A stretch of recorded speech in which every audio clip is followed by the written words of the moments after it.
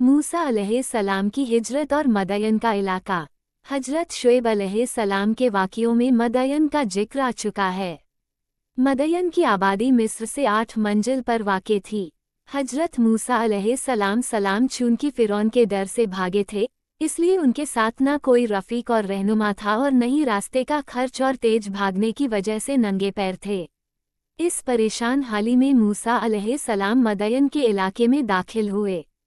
मदयन का पानी। जब मदयन की सरजमीन में कदम रखा तो देखा कि कुएं के सामने पानी के हौज प्याऊ पर भीड़ लगी हुई है और जानवरों को पानी पिलाया जा रहा है, मगर इस जमात से थोड़ी दूरी पर 2 लड़कियां खड़ी हैं और अपने जानवरों को पानी पर जाने से रोक रही हैं।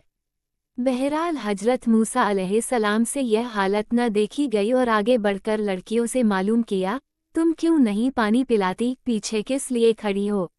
दोनों ने जवाब दिया, हम मजबूर हैं, अगर जानवरों को लेकर आगे बढ़ते हैं तो ये ताकतवर जबरदस्त हमको पीछे हटा देते हैं और हमारे वालिद बहुत बूढ़े हैं। अब उनमें ये ताकत नहीं है कि उनके रोग को दूर कर सकें, बस जब ये सब पानी पिलाकर वापस हो जाएंगे, तब हम बचा हुआ पानी पिलाकर लौटेंगे, यही हमारा रोज का दस्तूर है। हजरत मूसा अलैहिस्सलाम को जोश आ गया और आगे बढ़कर तमाम भीड़ को चीरते हुए कुएं पर जा पहुंचे और कुएं का बड़ा डोल उठाया और तन खींचकर लड़कियों के मवेशियों को पानी पिला दिया। हजरत मूसा अलैहिस्सलाम जब भीड़ को चीरते हुए दर्राना घुसने लगे, तो अगरचे लोगों को नागवार गुजरा, लेकिन उनकी जलाली सूरत और जिस्मानी ताकत से मरूब हो गए और डोल को तन्हा खींचते ही देखकर उसी ताकत से हार मान गए जिसके बलबूते पर कमज़ोरों और नातवा को पीछे हटा दिया करते और उनकी ज़रूरतों को पामाल करते रहते थे। गरा जब इन लड़कियों के जानवरों ने पानी पी लिया तो वे घर को वापस चली। घर पहुंची तो आदत के खिलाफ जल्द वापसी पर उनके बाप को बड़ा ताज्जुब हुआ। पूछने पर लड़कियों ने गुजरा हुआ माजरा कह सुनाया कि किस तरह उनकी एक मिस्री ने मदद की। बाप ने कहा, जाओ और उसको मेरे पास लेकर आओ। यहाँ तो बाप बेटी के दरमियान ये बातचीत हो रही थी और उधर हजरत मूसा अलैहिस्सलाम पानी पिलाने के बाद करीब ही एक पेड़ के साये में बैठकर सुस्ताने लगे।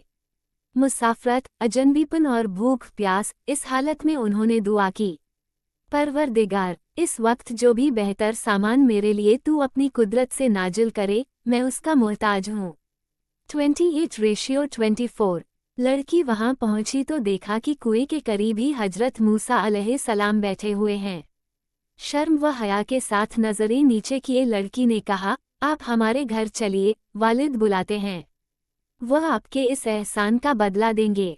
हजरत मूसा अलैहिस्सलाम ये सुनकर उठ खड़े हुए और लड़की की रहनुमाई में चल पड़े और लड़कियों के बाप की खिदमत में हाजिर होकर मुलाकात का शर्फ हासिल किया। उन बुजुर्ग ने पहले तो खाना खिलाया और उनके हालात सुने। हजरत मूसा अलैहिस्सलाम ने ठीक ठीक अपनी पैदाइश और फ़िरौन के बनी इज़राइल पर मज़ालिम से शुरू करके आखिर तक सारी दास्तान कह सुनाई। बुजुर्ग ने हजरत मूसा अलैहिस्सलाम को तसल्ली दी और फरमाया कि अल्लाह का शुक्र अदा करो कि अब तुमको जालिमों के पंजे से निजात मिल गई। अब कोई डरने की बात नहीं है। कुरान करीम ने उन बुजुर्ग को शेखे कबीर कहा है। शेख की बेटी से निकाह का रिश्ता। ऊपर की बातों के दौरान उस लड़की ने, जो हमारत मूसा अलैहिस्सलाम को बुलाने गई थी, अपने बाप से कहा, ए बाप, आप उस मेहमान को अपने मवेशियों के चराने और पानी मुहैया करने के लिए अज्र पर रख लीजिए। अज्र पर किसी बेहतर आदमी को रखा जाए, जो मजबूत भी हो और अमानतदार भी। अल-कसस 28:26। बुजुर्ग बाप ने बेटी की इन बातों को सुना तो बहुत मसरूर हुए और हजरत मूसा अलैहिस्सलाम से कहा कि अगर तुम 8 साल तक मेरे पास रहो और मेरी बकरियां चराओ तो मैं अपनी इस बेटी को तुमसे शादी करने को तैयार हूं, और अगर तुम इस मुद्दत को 2 साल बढ़ाकर 10 साल कर दो तो और भी बेहतर है। हजरत मूसा अलैहिस्सलाम ने इस शर्त को मंजूर कर लिया और फरमाया कि यह मेरी खुशी पर छोड़ दीजिए कि मैं इन दोनों महतों में से जिसको चाहूं पूरा कर दूं।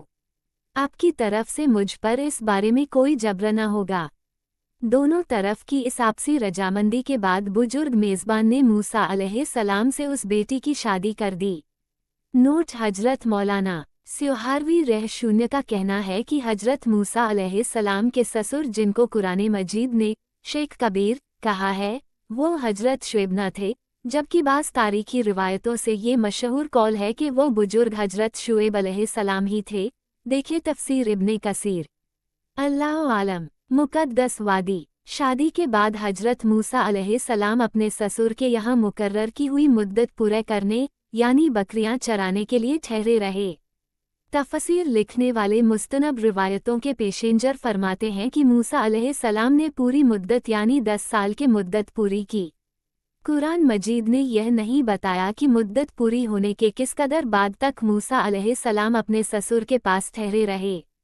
बहरहाल हजरत मूसा अलैहिस्सलाम ने मदयन में एक मुहलत तक क़याम किया और इस पूरी मुद्दत में आप ससुर के मवेशियों की देखभाल करते रहे। इस बीच एक बार हजरत मूसा अलैहिस्सलाम अपने घर वालों समेत बकरी चराते चराते मदयन से बहुत दूर निकल गए। जानवरों के चरने चराने का काम करने वाले कबीलों के लिए यह बात ताज्जुब की न थी, मगर रात ठंडी थी, इसलिए सर्दी आग की खोज के लिए मजबूर कर रही थी। सामने सीना पहाड़ का सिलसिला नजर आ रहा था। ये सीना का पूर्वी कोना था और मदयन एक दिन के फासले पर लाल सागर की 2 शाखाओं के दरमियान मिस्र जाते हुए वाक़े था। हजरत मूसा अलैहिस्सलाम ने सामने की घाटी की घाटी में निगाह दौड़ाई तो एक शोला चमकता हुआ नजर पड़ा। बीवी से कहा कि तुम यही ठहरो, मैं आग ले आओ, तापने का भी इंतजाम हो जाएगा और अगर वहां को राहबर मिल गया तो भटकी हुई राह का भी पता लग जाएगा। फिर मूसा अलैहिस्सलाम ने अपनी बीवी से कहा, तुम यहाँ ठहरो, मैंने आग देखी है, शायद उसमें से कोई चिंगारी तुम्हारे लिए ला सकूं या वहाँ अलाव पर किसी राहबर को पा सकूं। ताहा रात के 8:10 रसूल बनाए गए। हजरत मूसा अलैहिस्सलाम ने देखा कि अजब आग है, पेड़ पर रोशनी नजर आती है मगर न पेड़ को जलाती है न गुल्ही होती है। ये सोचते हुए आगे बढ़े। ज्यों ज्यों आगे बढ़ते जाते थे आग और दूर होती जाती थी। ये देखकर मूसा अलैहिस्सलाम को डर सा पैदा हुआ और उन्होंने इरादा किया कि वापस हो जाएं।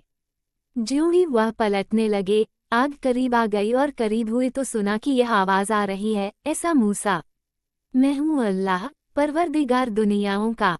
कसस 28:30। बस जब मूसा अलैहिस्सलाम उस आग के करीब आए तो पुकारे गए, ए मूसा, मैं हूँ तेरा परवरदिगार, बस अपनी जूती उतार दे, तू तुवा की मुकद्दस वादी में खड़ा है और देख, मैंने तुझको अपनी रिसालत के लिए चुन लिया है, बस जो कुछ वही की जाती है उसे कान लगाकर सुन।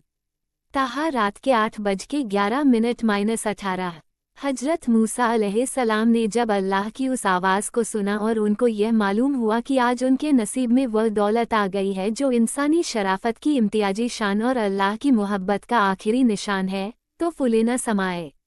आखिर फिर उसी तरफ से शुरुआत हुई और पूछा गया, मूसा, तेरे दाहिने हाथ में ये क्या है? ताहा रात के 8:11। हालांकि अल्लाह रब्बुल इज़्ज़त बेहतर इल्म रखने वाला है। मूसा अलैहिस्सलाम ने जवाब दिया, यह मेरी लाठी है, इस पर बकरियां चराते वक्त सहारा लिया करता हूँ और अपनी बकरियों के लिए पत्ते झाड़ लेता हूँ। ताहा रात के 8:18। अल्लाह की निशानियाँ। अब अल्लाह ताला ने इरशाद फरमाया, मूसा, अपनी इस लाठी को जमीन पर डाल दो। ताहा रात के 8:19-20। और मूसा अलैहिस्सलाम ने इस इरशाद की तामील की। मूसा अलैहिस्सलाम ने लाठी को ज़मीन पर डाल दिया, बस यकायक वह अजगर बनकर दौड़ने लगा। ताहा रात के 8:21। हजरत मूसा अलैहिस्सलाम ने जब हैरत में डाल देने वाला ये वाक़या देखा तो घबरा गए और बशर होने के तकाजे का असर लेकर भागने लगे। पीठ फेरते ही ये की आवाज़ आई, अल्लाह ताला ने फरमाया, मूसा, इसको पकड़ लो, खौफ ना खाओ, हम इसको इसकी असल हालत पर लौटा देंगे। ताहा रात के 8:21। हजरत मूसा अलैहिस्सलाम की लकड़ी 2 शाखा थी। अब वही 2 शाखा अजगर मुंह नजर आ रहा था। सख्त परेशान थे, मगर अल्लाह की कुर्बत ने तमानियत व सुकून की हालत पैदा कर दी और उन्होंने बेखौफ होकर उसके मुंह पर हाथ डाल दिया। इस अमल के साथ ही फौरन वह 2 शाखा फिर लाठी बन गई। अब मूसा अलैहिस्सलाम को दोबारा पुकारा गया और हुक्म हुआ कि अपने हाथ गरेबान के अंदर ले जाकर बगल से मस कीजिए और फिर देखिए वो मरज से पाक दाग चमकता हुआ निकलेगा और मिला दे अपने हाथ को अपनी बाल के साथ, निकल आएगा वह रोशन। बगैर किसी मरज के यानी बर्स से पाक, ये 10वीं निशानी है।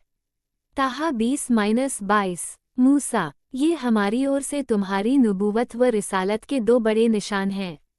ये सच्चाई के तुम्हारे पैगाम और हक की दलीलों की जबरदस्त तायद करेंगे। बस जिस तरह हमने तुमको नबूवत व रिसालत से नवाजा, उसी तरह तुमको ये 2 अजीमुश्शान निशान मुझे भी अता किए, ताकि हम तुझको अपनी बड़ी निशानियों का मुशाहदा करा दें। ताहा 20-25। बस तेरे परवरदिगार की ओर से फ़िरौन और उसकी जमानत के मुकाबले में तेरे लिए ये 2 बुरहान हैं। बेशक वो फ़िरौन और उसकी जमात नाफरमान कौम है। ताहा 20-32। अब जाओ, फ़िरौन और उसकी कौम को हिदायत की राह दिखाओ। उन्होंने बहुत सकर्शी और नाफरमानी अख्तियार कर रखी है और अपने गुरूर व तकब्बुर और बेइंतहा जुल्म के साथ उन्होंने बनी इज़राइल को गुलाम बना रखा है। सो उनको गुलामी से नजात दिलाओ। हजरत मूसा अलैहिस्सलाम ने जनाबे बारी ताला में अर्ज़ किया, परवरदिगार, मेरे हाथ से एक मिस्री कत्ल हो गया था, इसलिए ये खौफ है कि कहीं वे मुझको कत्ल न कर दें। मुझे ये भी ख्याल है कि वे मुझे बहुत जोर से झुठलाएंगे और मुझे झूठा कहेंगे। यह ऊंचा मनसब जब तूने दिया है तो मेरे सीने को फरानी और नूर से भर दे और इस अहम खिदमत को मेरे लिए आसान बना दे और जुबान में पड़ी हुई गिरा को खोल दे, ताकि लोगों को मेरी बात समझने में आसानी हो। चूंकि मेरी बातों में रवानी नहीं है और मेरे मुकाबले में मेरा भाई हारून मुझसे ज़्यादा निखरी जुबान में बातें करता है, इसलिए उसको भी अपनी इस नेमत नबूवत से नवाज कर मेरे कामों में शरीक बना दे। ताहा रात के 8:25-35। अल्लाह ताला ने हजरत मूसा अलैहिस्सलाम को इत्मीनान दिलाया कि तुम हमारा पैगाम लेकर जरूर जाओ और उनको हक का रास्ता दिखाओ, वे तुम्हारा कुछ भी नहीं बिगाड़ सकते। हमारी मदद तुम्हारे साथ है और जो निशान हमने तुमको दिए हैं, वे तुम्हारी कामयाबी की वजह होंगे और नतीजे के तौर पर तुम ही गालिब रहोगे। हम तुम्हारी दरख्वास्त मंजूर करते हैं और तुम्हारे भाई हारून को भी तुम्हारा शरीकेकार बनाते हैं।